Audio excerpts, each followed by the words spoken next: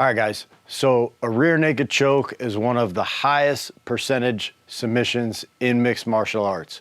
But we need to know how to get onto somebody's back correctly and control them from the back mount position. So we are gonna go over the basic fundamentals of a back mount.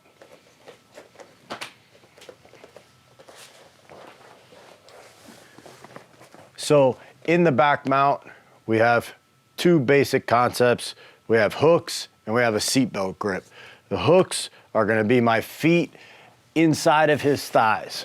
So as I wrap my legs around from behind, I wanna keep my toes flexed. I don't wanna point my toes.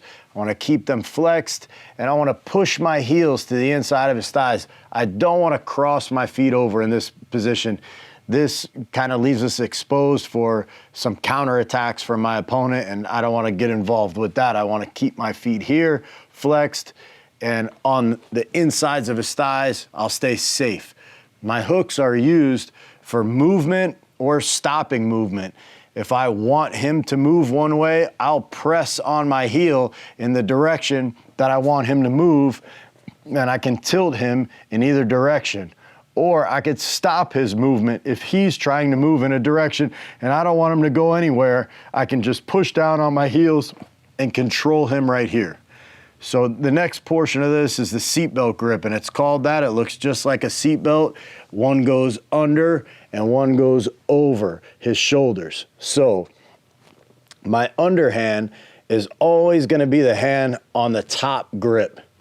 So once I get my hand on top, I'm using no thumbs. I don't want to grab with my thumb grip. I'm going to go with a thumbless grip over my hand. I want to pull my chest as close to his back as I can get it. I want no space there.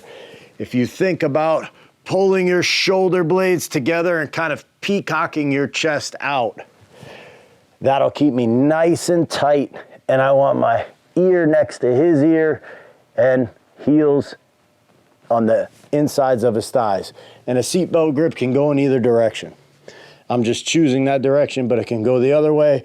But remember, the most important thing is to have your underhand as your grip. Pull those shoulder blades together, peacock that chest, and go ear to ear. This is a good controlling position from the back, and it will set up my rear naked chokes and a lot of other submissions as we move through the different levels. One major role in having my underhand over the top of the grip is when my opponent starts trying to break grips, he's going to attack the hand that's on top. He can't pull my bottom hand out from my grip. So when he attacks that grip, I'll still have a hand that I can start to attack with. If I do put my top hand on, you'll see in our rear naked choke defense that he's gonna want this hand to stay off of his neck and start to work for his defense and escape. So let's make sure that we keep that bottom hand on top no matter which side we go on, and make sure we have those hooks nice and tight, pressing against the insides of his thighs.